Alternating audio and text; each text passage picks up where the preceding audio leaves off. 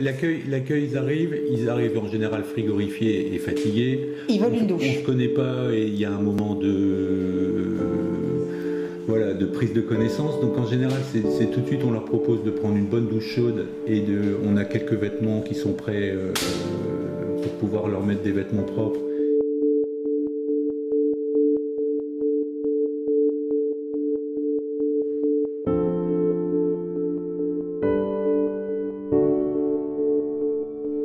Hello.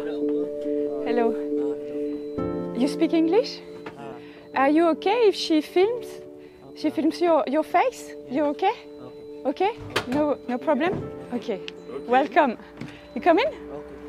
Alors, pour accueillir dignement, il faut du temps. Un petit peu. Un lave-linge. Un sèche-linge, c'est mieux, mais comme c'est pas écologique, voilà.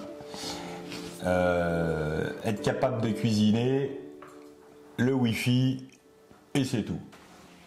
Ils viennent d'arriver, donc je leur ai expliqué où ils vont dormir, où sont les toilettes, la douche, et puis je leur ai montré les vêtements qu'on a, parce qu'il faut qu'ils se changent pour qu'on puisse faire la lessive. Puis après, on va aller manger tous ensemble.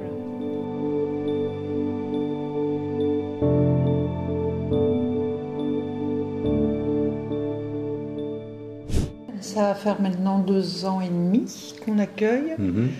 Voilà, ça a été il y a eu quelques mois de cheminement avant, puisque c'est vrai que on peut avoir des craintes, des appréhensions, on ne sait pas qui on accueille. Pour tout dire, c'est moi qui avais quelques appréhensions et Axel qui était fortement motivé. Oui. Enfin, t'as commencé par des conduites. Ouais, j'ai commencé des conduites qui m'ont beaucoup sensibilisé. Et j'avoue que c'est touchant d'abord de se rendre compte concrètement les conditions dans lesquelles ils vivent. Vraiment, ce qui m'a décidé après, c'est que quand je les ai vus concrètement, j'ai cru voir mes enfants. Et je me mettais dans la situation où c'est moi qui leur aurais dit de quitter le pays et de pouvoir essayer de sauver leur vie et essayer de pouvoir survivre. I wash. We have Wi-Fi. You want the code? I don't have code. Yes, sir, but I can give you the code. Okay? Are you hungry? We can eat later, not now. Not now? First shower and you eat later? Comme on est en France, le moment à table, il existe. Hein. C'est important. Il est important, en tout cas, on essaie de le faire en famille. C'est un moment sympa parce qu'on partage et donc ils essaient un peu de rendre l'appareil. Donc dès qu'ils sont un peu moins timides, donc c'est plus le dimanche que le samedi, ils essaient de faire le service ou à la fin ils débarrassent. Comme il y a du piment et que moi je supporte pas le piment, bah c'est rigolo parce que ils en mangent des tonnes et puis moi que dalle, donc ils se moquent de moi. Enfin il y a un échange qui se fait autour des plats. Une fois, il y en avait 4, c'était tellement mauvais ce que j'avais préparé qu'ils m'ont mis de côté dans la cuisine et ils ont dit on va le faire. Donne la matière et puis on va pouvoir cuisiner à ta place, c'était rigolo. Le premier repas du samedi soir, c'est l'occasion de dénouer un peu. Mais on n'en a jamais eu qui se sont étalés sur leur trajet, sur ce qu'ils vivent à Calais. Sur leur passif et sur ce qu'ils vivent à Calais. Il n'y a pas de plainte, il n'y a pas de... Ouais, voilà, ils sont humbles, quoi. Ils sont touchants par leur humilité, je trouve. Et leur simplicité, c'est des jeunes. C'est en ça que je vois le regard de mes enfants. J'ai l'impression, en fait, là, les 2 qui sont dans le canapé, ça pourrait être mes 2 enfants en train de regarder l'autre.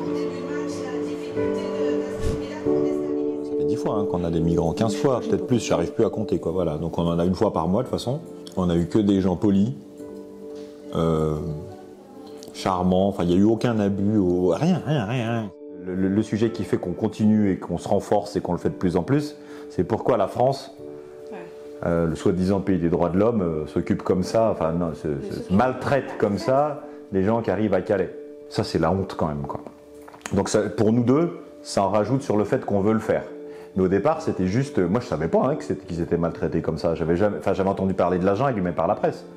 Donc on accueille parce que c'est un petit peu humanitaire et puis on accueille aussi parce qu'on n'est pas du tout d'accord politiquement avec ce qui se passe à Calais. Ouais, c'est ça. ils repartent avec des chaussettes parce que ça pour eux c'est primordial parce que sinon ils ont les pieds humides en permanence, donc il faut qu'ils puissent alterner. On leur a donné également une boîte de zip pour pouvoir allumer des feux de camp un peu moins difficilement. Des pulls, là ils repartent avec des nouvelles parkas. Il y en a un avec des nouvelles chaussures parce que les siennes étaient complètement trouées. C'est pas simple parce qu'on sait que ce soir ils vont retrouver la boue, la répression. Peut-être que cette nuit on va les réveiller pour leur confisquer ce qu'on leur a confié tout à l'heure. So my friend, Okay, see you. good luck. Good luck. Difficile. Ouais.